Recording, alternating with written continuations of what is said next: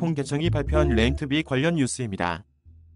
부동산 시세가 꾸준하게 오르면 예외적 상황을 제외하고 렌트비가 내리는 경우는 찾아보기 힘듭니다.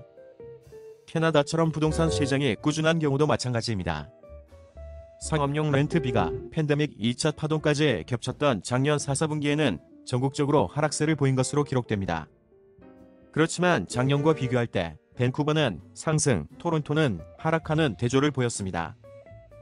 통계청에 따르면 특히 소매 분야가 밀집된 곳에서 상업용 렌트비가가 떨어진 것으로 파악되고 있습니다. 수치로 볼 때 지난해 3, 4분기 0.7% 상승했지만 4, 4분기에는 0.6% 정도 떨어졌습니다. 렌트비가 소매 매출과 밀접하게 결속된 지역에서 집중된 현상입니다. 코로나19 팬데믹의 재급 등으로 작년 가을 소매 수입이 가파르게 하락하면서부터입니다. 당시에는 전국 수많은 지역에서 필수 비즈니스가 아닌 경우에는 문을 닫아야 했습니다.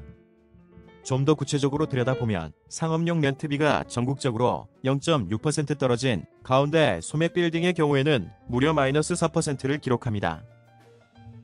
산업용 빌딩 및 도매 건물의 2.2% 상승과 오피스 빌딩의 0.5% 상승을 상쇄시켰습니다.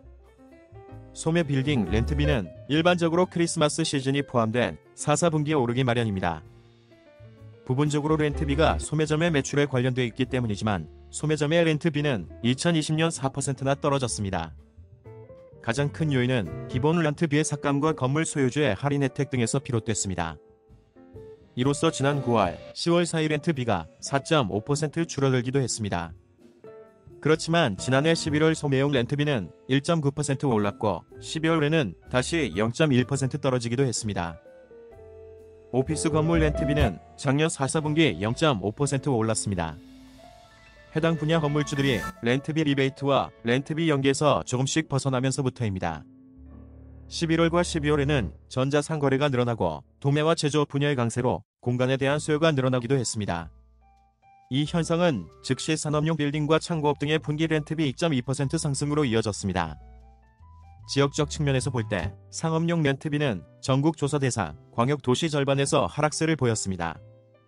전반적으로는 13개 조사 대상 대도시 가운데 6곳이 하락세를 기록했습니다. 나머지 6곳은 렌트비 상승을 한 곳은 제자리 걸음을 보였습니다. 토론토의 경우에는 렌트비가 마이너스 2.6%, 캘거리가 마이너스 4% 하락하면서 4, 4분기 전국 하락세에 크게 기여했습니다. 건물주들이 렌트비 지원 또는 양보를 통해 소매 빌딩에 입주한 테넌트를 도와줬기 때문입니다. 가장 렌트비가 늘어난 곳은 밴쿠버의 2.2%와 오타와의 3.3%입니다. 이 두 광역 도시의 상승세는 산업용 빌딩과 창고 분야에서 시작된 신규 임대 협상의 결과였습니다. 상업용 렌트비는 에드먼턴에서도 1.2%로 올랐습니다. 지난해 10월 쇼핑몰에서 평균 이상의 매출을 기록했기 때문입니다.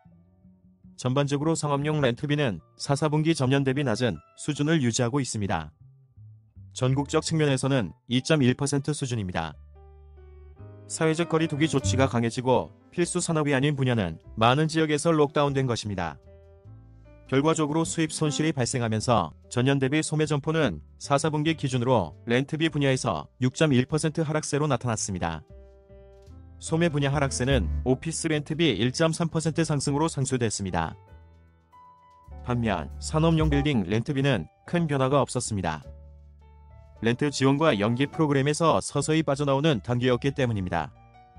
전년 대비 상업용 렌트비의 경우 지역적으로 밴쿠버와 몬트리올에서는 상승세를, 토론토와 캘거리는 하락세를 보였습니다. 한편 이 보고서는 올해 2021년 상업용 렌트비가 전국적으로 연초 불확실성을 보이고 있다고 평가했습니다. 하지만 백신이 배포되면서 렌트비가 올해 하반기 점점 안정 단계에 접어든다는 전망입니다.